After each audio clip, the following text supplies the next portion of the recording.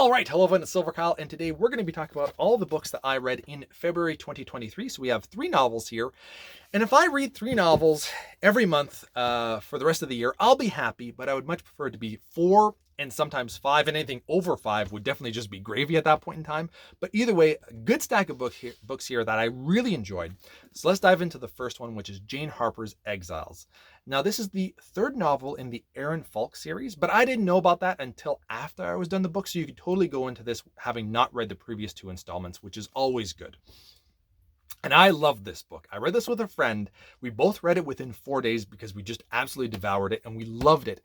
And this is a mystery novel, not a mystery thriller or a thriller mystery, just a mystery. There's not really any thriller aspects to it. Every once in a while where I kind of thought that might happen, they went in a different direction, which was fine because it's not even the mystery that really held me.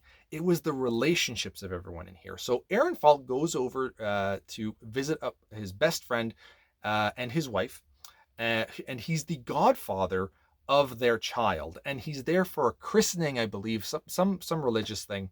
I believe they call it a christening here. And a year prior, when there was a festival that was in town, one of their friends ended up going missing. Not Aaron Falk's, but his best friend. Who they have a close knit group of all of them, and one of their friends that ended up going missing, and nobody has found out exactly what happened. They have some theories, but no concrete proof. They don't even have a body.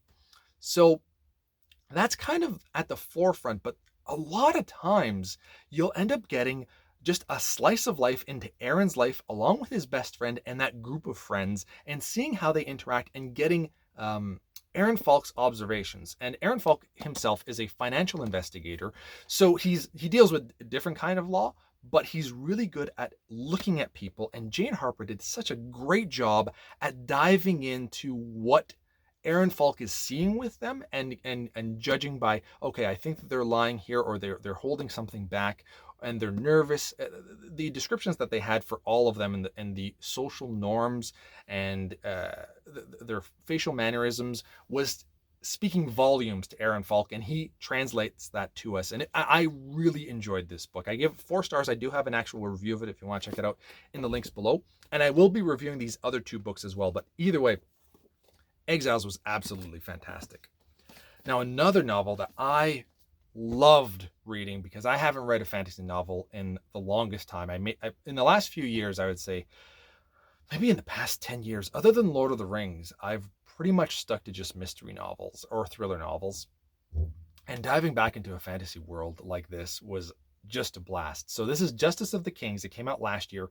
Tyranny of Faith just came out, and it's in my bedroom. But I did actually get it, which I was worried that I wouldn't be able to get it because of everything that was going on with Indigo. But either way, Justice of Kings is a different kind of fantasy novel because of the world that it's set in, where there's a justice, and basically he's the law, and he's the jury, the judge, the executioner.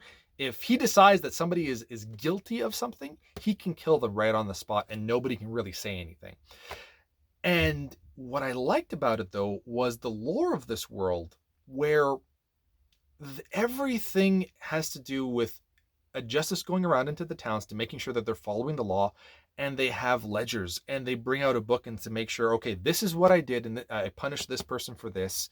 This is what's going on over here. If they're not following the specific religion that is part of this empire, then okay, then there's penalties. You can either pay for this, or if you don't renounce it, then I can kill you on the spot.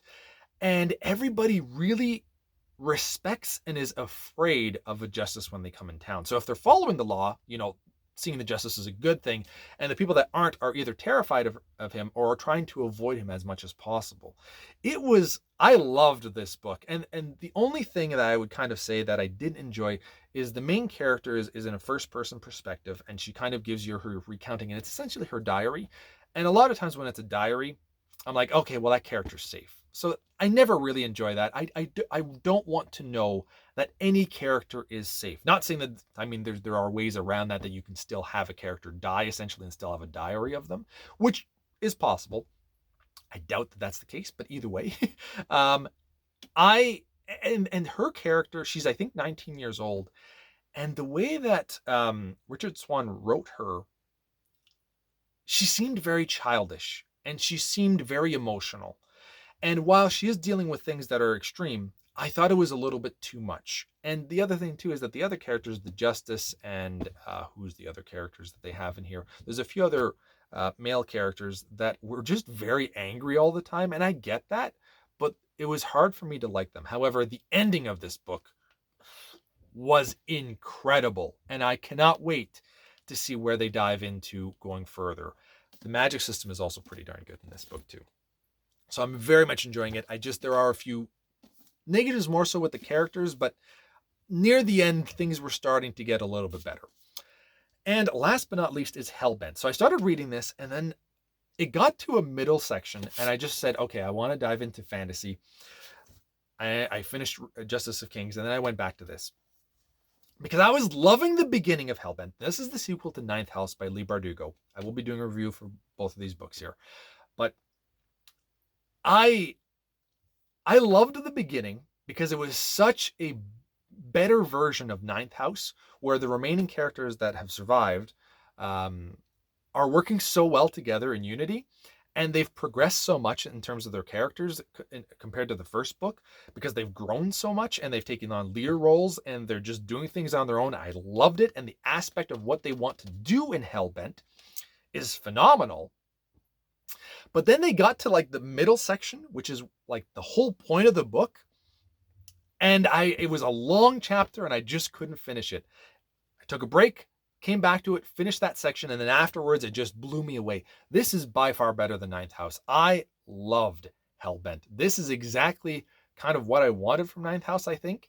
The side characters, there's a lot more time for them to shine. I think a lot of people liked Ninth House because the main character, there was a lot of time for her to really shine. And in this one, she definitely still does, but it's a lot more so on the side characters. And that's what was needed in Ninth House. I wanted to hear more about these other characters, to care for them. I already love the main character, Galaxy here, Alex Stern.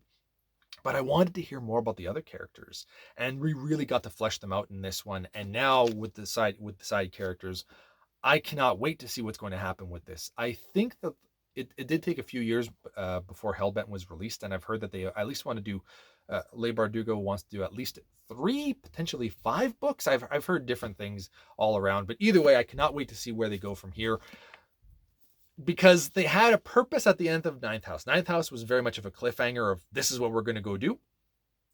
And now they didn't go with that at the end of this one. They have an idea of what they want to go do, but it's not anything specific. So either way, I very much enjoyed it, and I very much enjoyed these 3 books in the month of February. I would say that my favorite was Hellbent. I enjoyed all 3 of them, but Hellbent was by far the best one that I read for this month. So let me know in the comments below what you read in February, what you're going to be reading in March. And yeah, you've all been bearded in. Beardage.